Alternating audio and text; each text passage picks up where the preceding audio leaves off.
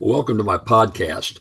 I don't know about you, but I love history. I've been a history buff for many, many years, studied history when I was in college, and I've been a real student of Louisiana history, my home in the deepest of the deep southern states. And we have such an interesting history, and you can find interesting history in many states, but I would argue we're quite unique down here. The founding of New Orleans, Bienville coming in, all the early history of all the explorers that came here, the Mississippi River, how it developed, the port, New Orleans being such an initial unique city, the first stock exchange, the first opera house, the first restaurants were really quality restaurants in this country, all emanate out of the Queen City of the South.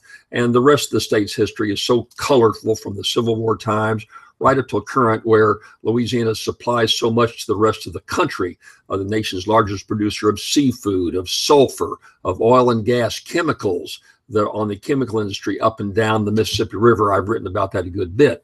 And I've taught Louisiana history at both Tulane and at LSU. Had the great pleasure of doing that, and interesting experience. Took a lot of time, a lot of research.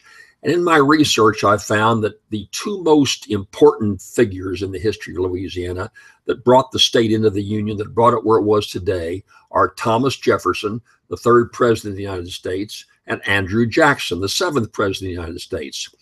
We all know about Jefferson being the writer of the Declaration of Independence. What a marvelous mind, probably the brightest political individual in the history of this country.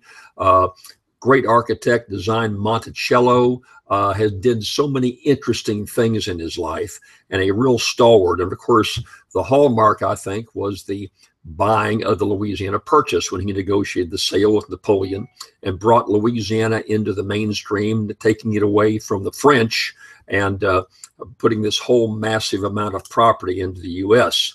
Louisiana would not be a state today if it weren't for Thomas Jefferson and his foresight. Then you have Andrew Jackson, again, the seventh president. Old Hickory, they called him, unique individual, good president, the founder of the Democratic Party. And his huge claim to fame in Louisiana was during the War of 1812. He heard the British were about to take over New Orleans. He came to New Orleans, put a ragtag military together involving pirates, involving the locals, some freed slaves, whoever he could pick up to form this army. And they defeated the British at the Battle of New Orleans. What's that great song about?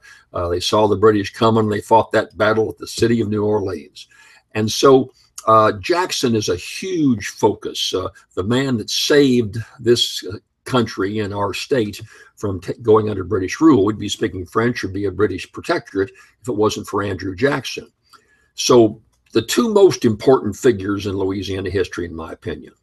And so to honor them, the Democratic Party, remember Jackson founded the Democratic Party on principles laid out by Thomas Jefferson. The two of them really the founders of the Democratic Party in this country.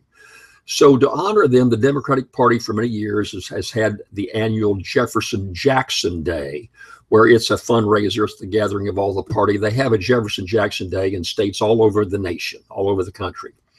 But today it's a different world.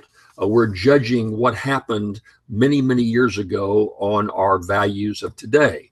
Both presidents owned slaves. There's no doubt about that. But the first 7 presidents of the United States owned slaves, including George Washington. First 7 presidents. Virtually every member of the who signed the Declaration of Independence were slave owners. And so it wasn't unique that they would own slaves. So they owned slaves. And because that was not politically correct today, obviously, and slavery was wrong, and we should have had the 13th Amendment that abolished slavery. That was the right thing to do. They were slaveholders. So the Democratic Party now wants to get politically correct. And they've changed the name from the Jefferson-Jackson Day Parade to the True Blue Gala, whatever that means. I guess blue being more a Democratic state, and that's what they think they should do. In my state, I guess if they're going to change the name, wiping out because of the slave ownership, Jefferson and Jackson, they're going to have to change the names of lots of things. We have a Jefferson Parish here. What you call counties, if you don't live in Louisiana, we call parishes.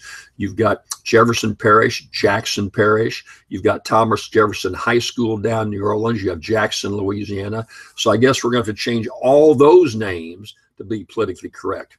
Look, it was a mark in history. Slavery was. It was should have been outlawed. The Civil War should have never taken place. It did, and we have to learn from history, not to try to revise history, but to change the name of the Democratic Party. I think it's a mistake. You know, the symbol of the Democrats is the donkey, the jackass, I guess you could call it, because Jackson, when he ran for president, was called by his opponents as a jackass.